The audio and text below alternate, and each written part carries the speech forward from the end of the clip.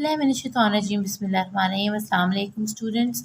आज हम करने जा रहे हैं अपना चैप्टर नंबर 11 और विच इज़ रेट, और इसका लेसन नंबर करेंगे 1। हम इसकी करेंगे प्रैक्टिस के वर्ड प्रॉब्लम्स। क्वेश्चन नंबर 1 है, a factory manufactures 90 cars per day, how many car does it manufactures in 7 days. अब देखें, इंतहाई सिंपल क्वेश्चन है कि वो आपको टोटल नंबर ऑफ कार्स भी बता रहे हैं और वो चाहते हैं कि आप उन्हें बताएं कि अगर एक फैक्ट्री पर डे एक दिन में वो 90 कार्स बनाती है तो 7 डेज़ में वो कितनी कार्स मैन्युफैक्चर करेंगी। तो ये स्टैंडर्ड 3 और 4 के बच्चे भी बहुत इजीली इसका आंसर कर सकते हैं। अब हम इसकी बनाते हैं वर्ड प्रॉब्लम।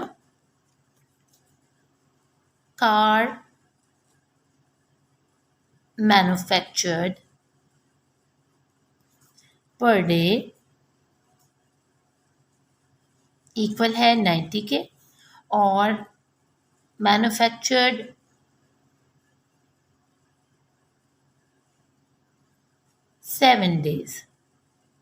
इन 7 डेज।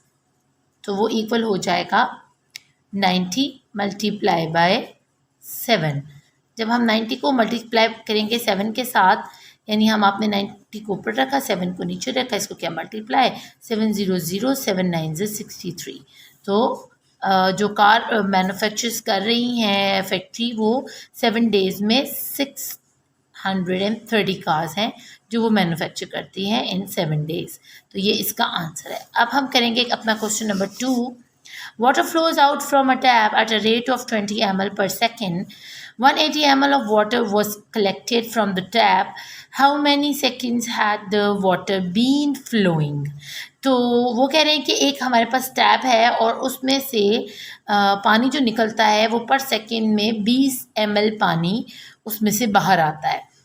और तो बताएं कि 180 ml पानी उसने किसी बॉटल के अंदर इकट्ठा किया है, एक जगह कलेक्ट कर लिया है टैप में से, तो वो कितने सेकंड्स में उसने किया होगा।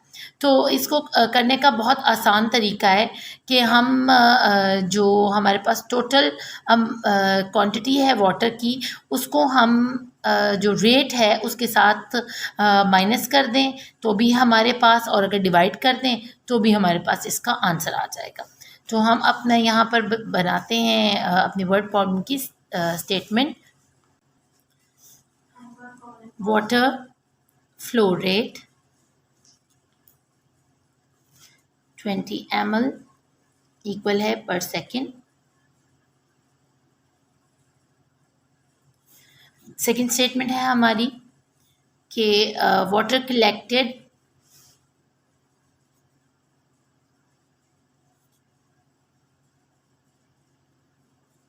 इक्वल है 180 ml, और हमें टाइम बताना है जो कंज्यूम हुआ है। तो इसको हम ऐसे करेंगे कि 180 डिवाइडेड बाय 20, तो हमारे पास आ जाएगा यहाँ पर 180 डिवाइडेड बाय, जब हम 20 करते हैं तो आप देखें, आपने इसमें भी इस ज़ीरो को इस ज़ीरो से बिल्कुल समझे कट कर दिया हुआ है, आपके पास ये ज़ीरोज़ हैं ही नहीं।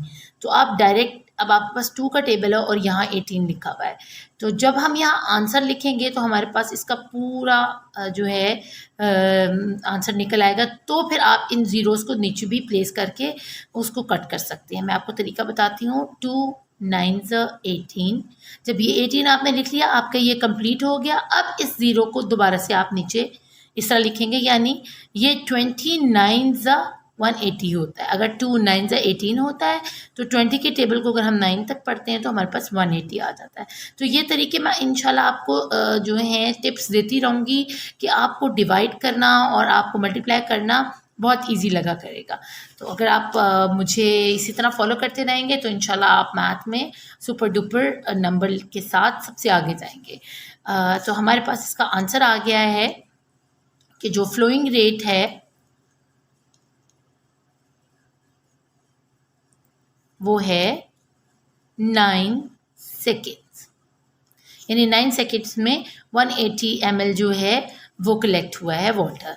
अब हमारे पास क्वेश्चन है next, A bakery bakes 1,000 loaves of bread in 5 hours. At this rate, how many loaves of bread can it bake per hour? अब देखिए ऊपर भी हमारे पास जो क्वेश्चन था बहुत इजी था, उन्होंने सब कुछ आपको सामने लिख कर दिया हुआ था और आपने जस्ट उसको मल्टीप्लाई करना था।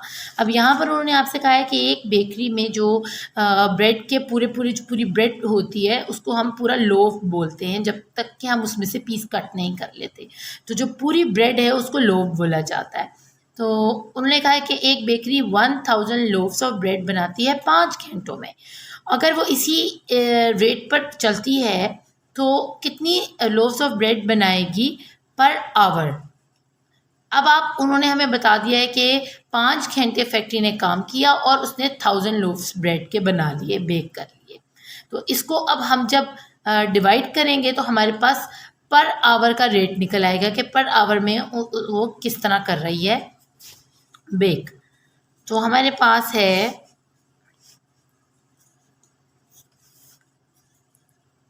पहली statement, bakery bakes bread equal है 1,000 के और टाइम वो कितना ले रही है, टाइम है इक्वल 5 आवर के।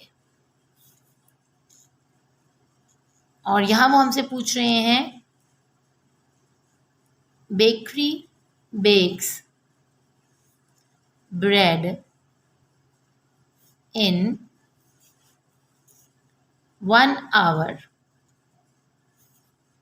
तो यहाँ हम उनको बताएंगे कि इसको 1,000 को डिवाइड करेंगे हम 5 से,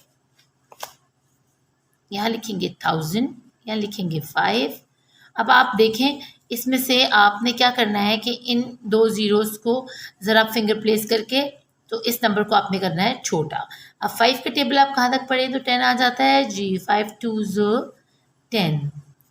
और ये जो 2 ज़ीरो हैं इनको हम ऐसे लिखेंगे और इन्हीं 2 ज़ीरोज़ को हम उठाकर यहाँ ले जाएंगे तो हमारे पास पूरा नंबर आ जाएगा। यानी अगर 5 का टेबल आप 200 टाइम्स पढ़ें तो आपके पास 1,000 आ जाता है। तो हमने उनको बताना है कि वो 1 आवर में कितनी बेक कर रही है, 200 लोव्स ऑफ ब्रेड।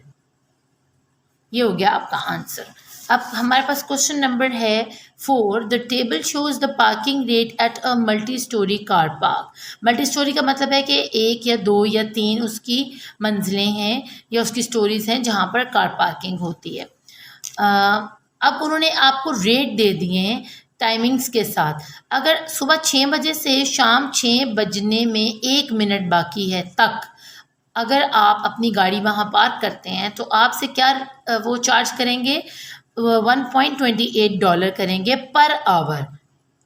और इसके बाद अगर इस 1 मिनट गुजर जाने के बाद शाम में 6 बज जाते हैं तो शाम के 6 से लेकर सुबह 6 बजने से 1 मिनट पहले तक आपका डबल चार्ज होना शुरू हो जाएगा और वो किस रेट से होगा, 2.25 पर एंट्री।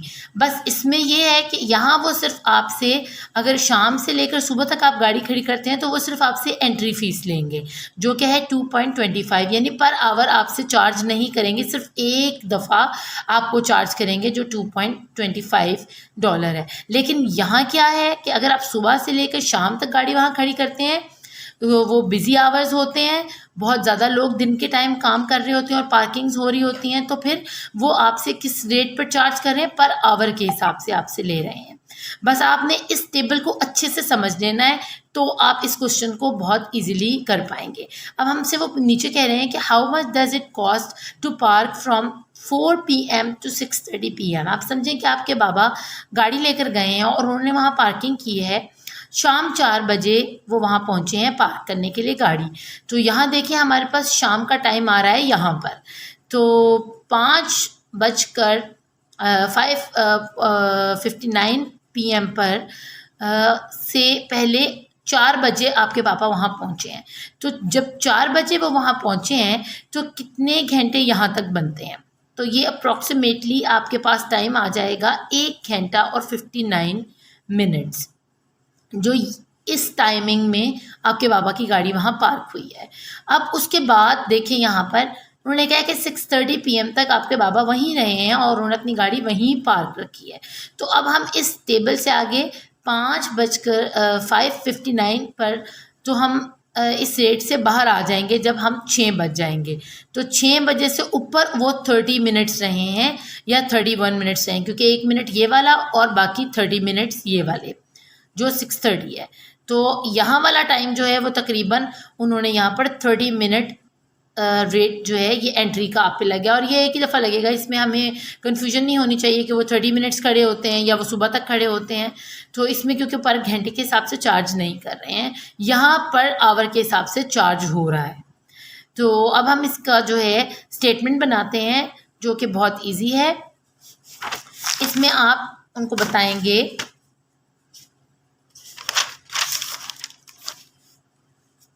कि जो आपकी जो फर्स्ट हो रही है, फर्स्ट पार्किंग जो है वो क्या है, 1.59 आवर्स की है, तकरीबन 2 घंटे से 1 मिनट कम।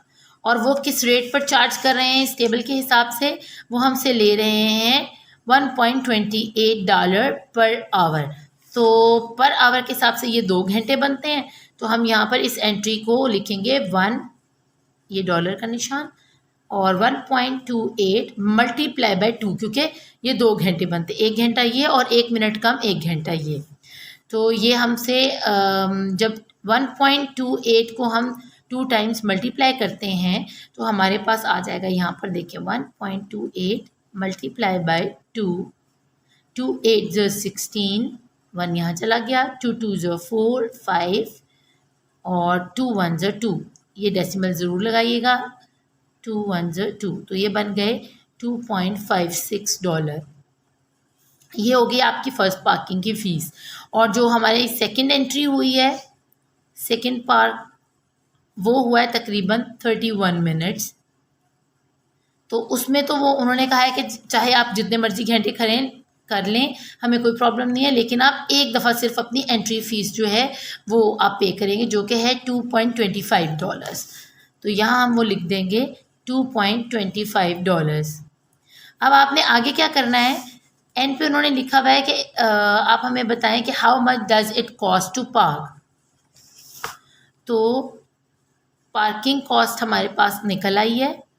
कैसे, आप इस वाले आंसर को जो कि 2 घंटों की हमारे पास कॉस्ट निकली है और इस आंसर को जो एक एंट्री की कॉस्ट है प्लस करेंगे। यहाँ लिखेंगे $2.56 प्लस $2.25 और यहाँ हमारे पास आंसर आ जाएगा $4.81। आप इसको ऐसे प्लस भी कर लें यहाँ रखकर। ये बड़ी वाली जो रकम होती है इसको हम ऊपर रखते हैं और जो छोटी वाली होती है उसको नीचे रखते हैं। आप ऊपर नीचे अपनी मर्ज़ी से भी रख सकते हैं, वो कोई एज इट इज़ कोई प्रॉब्लम नहीं है, लेकिन इस तरह करेंगे तो आपको गलत करने का जो चांस है वो इंतहाई कम हो जाएगा। 5 में 6 प्लस किए तो 11, 1 यहाँ चला गया, 5 6 7 8, ये डेसिमल प्लेस करेंगे, 2 2 4। तो देखें $4.81 जो हैं वो उनको पार्किंग कॉस्ट आई है। तो ये है इसका आंसर। उम्मीद है बच्चों आपको ये वाला क्वेश्चन जो है डिफ़िकल्ट अब नहीं लग रहा होगा। तो इंशाल्लाह मैं नेक्स्ट वीडियो में आपको जो बाकी क्वेश्चंस हैं उनका करने का तरीका भी बहुत अच्छे से समझाऊंगी। आप अपना खूब ख्याल रखिएगा। अल्लाह निगहबान।